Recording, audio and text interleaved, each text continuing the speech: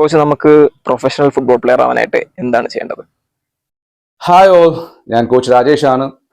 I am an AFC B licence coach. ഈ വർഷത്തെ Kerala state junior girls ടീമിന്റെ assistant coach കൂടിയാണ്. ചോദ്യം എല്ലാവർക്കും മനസ്സിലായി എന്ന് വിചാരിക്കുന്നു. How to become a pro player.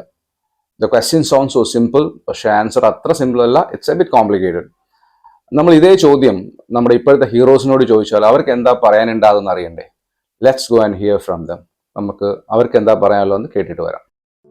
I've always really just liked football, and I've always devoted a lot of time to it. When I was a kid, my friends would call me to go out with them, but I would stay home because I had practice the next day. What is your key bit of advice to the next generation in terms of making it to the top and staying there? Believe. I think you should believe in everything, and of course the rest it's the dedication, the hard work. Listen to the people who know more than you, who they have more experience than you, and believe in your talent. I think it's the main point. I start early and I stay late, day after day, year after year. It took me 17 years and 114 days to become an overnight success. Life is very, very boring and monotonous.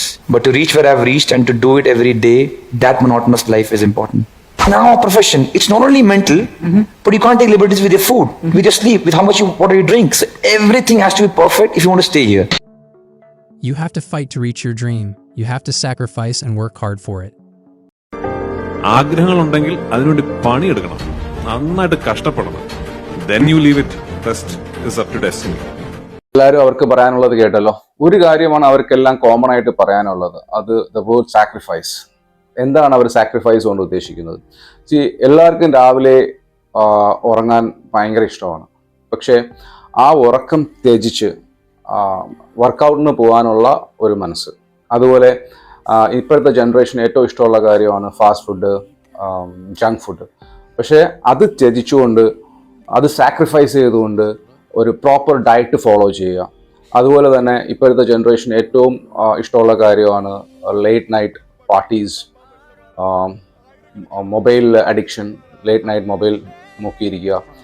ഇതെല്ലാം sacrifice ചെയ്തിട്ട് റെസ്റ്റിനും റിക്കവറിക്കും കൂടുതൽ importance കൊടുക്കുക. നമ്മുടെ birthday parties, കല്യാണം, മരണം, ഇതെല്ലാം മാറ്റി വെച്ച് ഇതെല്ലാം സാക്രിഫൈസ് ചെയ്തിട്ട് ഫുൾ ടൈം ഫുട്ബോളിന് വേണ്ടിയിട്ട് ഡെഡിക്കേറ്റ് ചെയ്ത് വെക്കുക. ഇതാണ് സാക്രിഫൈസ് കൊണ്ട് അവർ ഉദ്ദേശിക്കുന്നത്. ഇത് കോച്ചസ് നിങ്ങൾക്ക് പറഞ്ഞു തരാത്തത് കൊണ്ടോ അല്ലെങ്കിൽ നിങ്ങൾക്ക് മനസ്സിലാവാത്തത് കൊണ്ടോ അല്ല. You wilfully ignore this.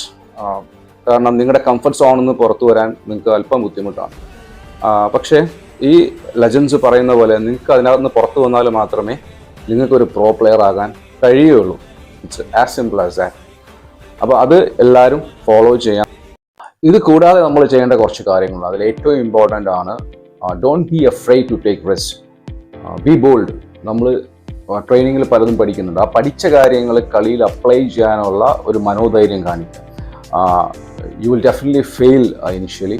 അത് പേടിക്കരുത്, പരാജയത്തെ പേടിക്കേണ്ട. You keep trying. അത് ചെയ്യാനുള്ള ഒരു ധൈര്യം കൊണ്ടുവരുന്നതാണ് ഏറ്റവും ഇമ്പോർട്ടൻറ്റ്. അത് ട്രൈ ചെയ്യുക. You will ultimately be successful. Number 2, 110% ട്രെയിനിങ്ങിൽ കൊടുക്കുക. ട്രെയിനിങ്ങിൽ പലരും ഭയങ്കര ലേസി ആകാറുണ്ട്. Never be lazy in training. Give you 110%. Maximum ഇൻറ്റൻസിറ്റിയിൽ ചെയ്യുക. നിങ്ങളൊരു റിയൽ മാച്ച് കളിക്കുന്ന ഒരു ഫീലിങ്ങോടുകൂടി ട്രെയിനിങ് ചെയ്യുക. അങ്ങനെ ചെയ്ത് കഴിഞ്ഞാൽ നിങ്ങൾക്ക് മാച്ചിൽ ഇത് അപ്ലൈ ചെയ്യാൻ കുറച്ചും കൂടെ ഹെൽപ്ഫുൾ ആയിരിക്കും. മൂന്നാമത്തെ കാര്യം എന്താണെന്ന് വെച്ചാൽ